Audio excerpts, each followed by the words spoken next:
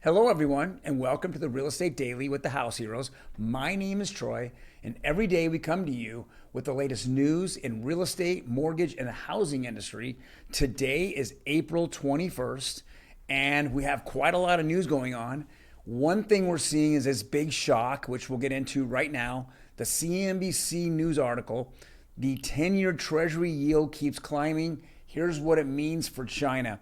Well, we don't really care what's for China. No one really cares for China. What this actually means for us is that as the 10-year Treasury yield climbs, it just means higher rates for us. And it's not good. It's not good. And anyone who's invested into Treasuries are going to see this happen. In fact, it says investors are watching implications that are narrowing yield gap for the Chinese yen. And so they're talking about their currency being hurt because they have so much invested in our treasury yields, our treasuries over here in the United States. So it's going to affect their currency as well.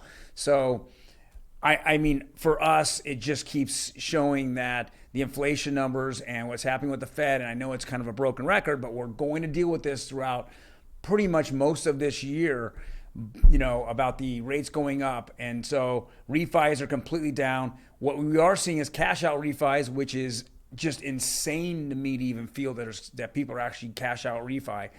Pulling money out of their house and going from a 2-3% rate all the way to 6% rate or 5.5%, because it's such a riskier loan.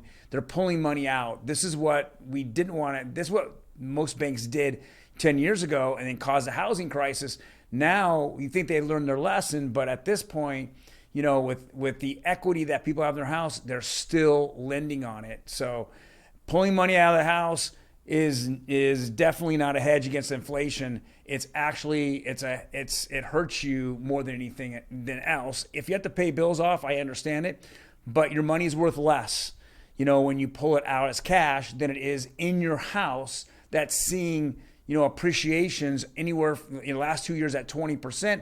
When we saw about a 5 to 10% inflation rate, we saw a 20% increase in equity. Think about that. That's a hedge against inflation. Surely pulling money out of your house is not a hedge against inflation.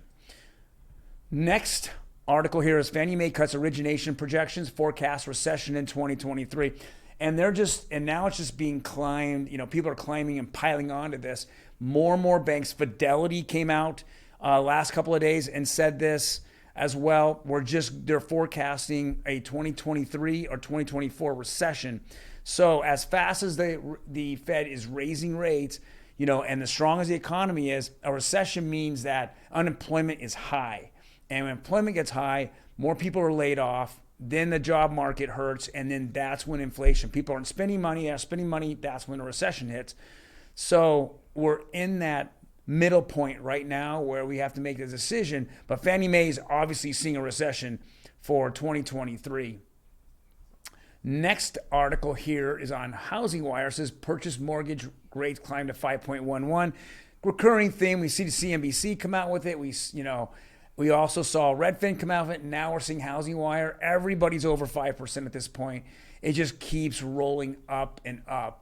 And there is really, at this point, no end in sight. The Fed wants to continue to raise the rates, overnight rates, and the lenders and mortgage companies keep wanting to raise them as well, so they can hedge against the Fed raising their rates as well.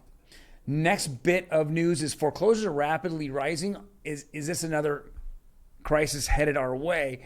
Well, after reading this article, it was kind of ridiculous. A year ago, we couldn't foreclose on anyone, and now you can. So it's kind of funny to even feel that they're looking at a 12-month, first quarter 2022 to first quarter 2021. If you can't really foreclose on people, besides hard money lenders who end up closing on investors, then we're obviously going to see a bump on. But actually here in Southern California, there's less than 100 active foreclosures on the market. It's just so small. 1% of 1% of 1% of all housing is being foreclosed on. It hasn't really hit. The job markets are so strong, and in fact, there's so many more job openings that are not being filled, than to have your house being foreclosed on is going to, for most people, either you pulled money out of the house or there has to be extreme circumstance. But we're just not seeing foreclosures at this point, and we're not seeing banks move into foreclosures as well. They talk about there's more people behind, or they're trying to catch up. They're trying to work out their forbearances, but we're just not seeing foreclosures or going through the act of it unless there's some extraordinary circumstance. Last article here is Optimum Blue. Here's our rates. Finally, we have another kind of a settled day yesterday as of the closing of 420. It is 30-year conforming was flat. Basically, you were looking at 15-year conforming or 15-year conventional. That ticked down slightly.